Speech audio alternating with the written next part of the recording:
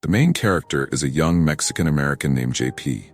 At a house party, JP and his family are enjoying themselves, talking and laughing.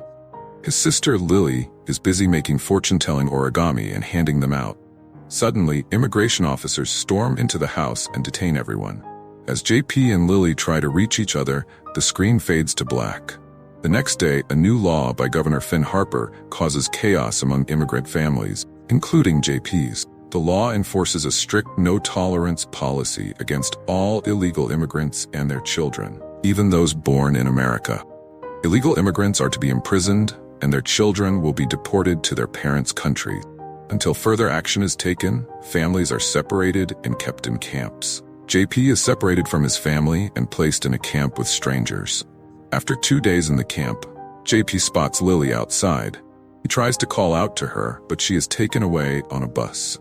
Meanwhile, protests against the governor's law erupt, led by supporters of the Democratic Party. A bill to reverse the law is proposed but rejected by Parliament. On the 4th day, JP and a few others are taken to see an immigration officer. She explains that they can reunite with their families, but it will cost a lot of money or require hiring a lawyer. The easiest option is to join a community service program. Participants are sent to care for elderly and sick retirees.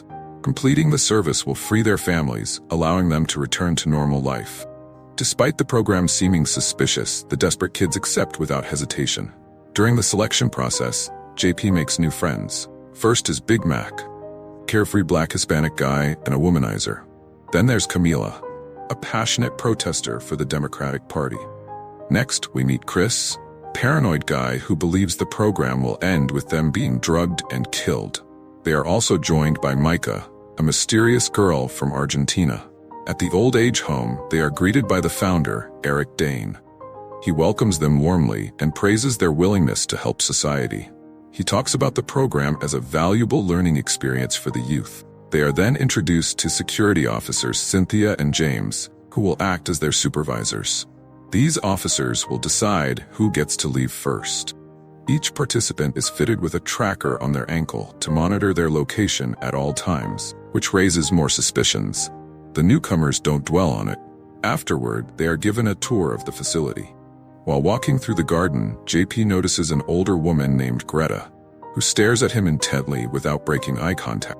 They are then taken to the lounge area where they can engage with the residents by talking, reading, playing chess, and other activities. Their primary task is to ensure the residents, all of whom have dementia, don't wander off. During lunch, JP and his new friends eat together, but the meatloaf is terrible, further dampening their spirits. Chris refuses to eat or drink, insisting that the food and water are contaminated by the government. He relies solely on his inhaler while the others eat. Later, they begin to interact with the elderly residents. JP searches for Greta and sits with her. She remains silent, staring at him, so JP starts reading a book aloud. Suddenly, Greta becomes emotional and warns JP that he will die there. When she doesn't calm down, Cynthia sedates her and takes her away, leaving JP feeling shocked and guilty, thinking he caused her distress. An entire day passes and Chris still refuses to eat. His lack of nutrition makes him even more paranoid. Chris believes the dining hall window is one-way glass, with someone watching them from the other side. The group dismisses his paranoia, so he attempts to open the door to prove his point. As a result, he's sedated and dragged to the infirmary. Later that night, JP wakes up to use the bathroom. On his way, he encounters an owl that flies away upon seeing him. Moments later, he hears a noise and sees a naked elderly woman who stares at him and shouts, "Virgil will set you free," before attacking him. JP is frozen in shock until security arrives and takes her away, explaining she had wandered from her room. JP senses something is seriously wrong with her. The next day, work starts early. Security officer James uses racial slurs against JP, leading to a brief argument. While caring for an elderly man, JP is attacked again and loses consciousness.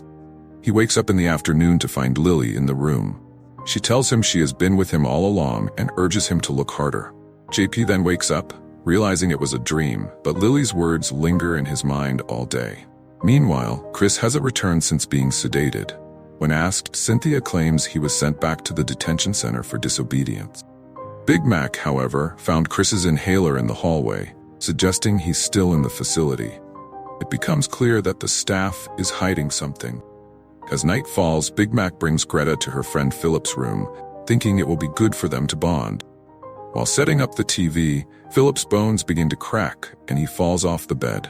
Within seconds, he loses control and appears possessed, contorting into an inverted position before dying. Big Mac is traumatized by the sight, but the cause of death is declared heart failure. That day, Eddie calls James and JP to the front yard and introduces them to his pet owl, Virgil, reminding JP of his first night's encounter.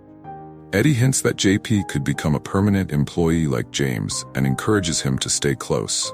Though JP isn't keen on staying permanently, he pretends to be interested in front of Eddie. Before leaving, Eddie insists they hug, knowing they aren't on good terms. JP uses this opportunity to steal the key to his tracker. That night, he unlocks his tracker and visits Mac's room, finding him indulging in self-care with face masks and music. Mac refuses to join him, so JP heads to Camila's room.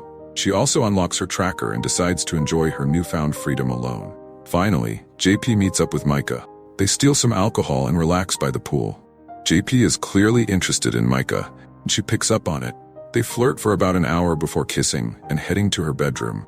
The next morning, JP wakes up next to an old lady in bed. Panics, but is told she wandered in due to dementia. Later, JP recounts the previous night to Mac, but realizes he can't remember how he ended up in bed. As he's trying to recall, he sees Greta playing with a fortune-telling origami, reminding him of his sister, who often made them. JP asks Greta if someone gave it to her. She doesn't respond. Suddenly, she grabs his hands and starts shaking before guards arrive and sedate her. JP and the group discuss the incident when Camila mentions she doesn't remember anything from the previous night and discovers a mark on her neck, suggesting she was sedated. As night falls, JP decides to investigate the facility. He sneaks into the infirmary, where only security is allowed. He notices a butterfly tattoo behind Greta's ear, identical to the one his sister had the night their house was raided. Realizing Greta is his sister, JP is about to act when James finds him and knocks him out. The next day, JP's absence raises suspicions among the group. They decide to snoop around Eddie's office. Micah and Max sneak in while Camila keeps watch.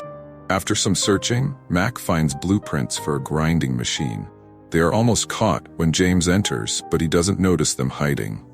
Elsewhere, JP wakes up in a wheelchair, surrounded by two other people his age. When they turn around, he's shocked to see that one half of their faces is old and wrinkled, while the other half remains young. He soon discovers the same thing has happened to him. Left alone in the room, JP needs a password to escape. After some thought, he types Virgil, unlocking the door. Meanwhile, Governor Finn and Eddie are at a Liberty Burgers restaurant they co-own, celebrating their recent profits. Finn asks if there have been any complaints about the burger patties. Eddie confidently replies that it's impossible, boasting about finding the perfect alternative to traditional meat. Back at the facility, JP stumbles into a production room filled with dead bodies and Ziploc bags. It's revealed that Eddie uses human meat and bones to make the burger patties, because real meat is too costly. They use the bodies of young immigrant refugees, injecting them with hormones to tenderize the meat, which also causes them to age prematurely. This horrifying truth provides a perfect cover for their gruesome operation. JP is horrified and runs into Micah, who reveals she was planted by Eddie to monitor everyone from the inside. Elsewhere, Mac hides in the vents, having discovered that they are being drugged daily. He reaches Camila's room through the vents and gives her a key to unlock her tracker. They split up to help JP from different sides. Camila heads to the dining hall and confirms Chris was right about the one-way window, but she's knocked out before she can inform the others. When she wakes up, half her face has also aged. JP is by her side, telling her they don't have much time. Despite their weakened state, they plan an attack for the night. Everyone, including the elderly residents, ensures that Cynthia, Micah, and James are the only ones in the room before surrounding and attacking them. JP tries to escape but loses his urine bag during a struggle with a guard. Despite the pain, he continues fighting. Eventually, Mac and the elderly manage to escape, while JP, Camila, and Lily end up in the production room where they find Chris alive. Suddenly, Eddie attacks, blaming JP for ruining everything. Weak and overpowered, JP is placed on the platform to be turned into ground meat. At the last second, Camila saves him. Chris's bones start crackling as the hormones make him aggressive and unstoppable. He snaps Eddie's neck and kills him. As JP and the group leave, Eddie is ground into meat. In the final scene, it's reported that Finn has fled the country, and the entire burger chain has been shut down. JP's mother and all other immigrant parents are freed and reunited with their children.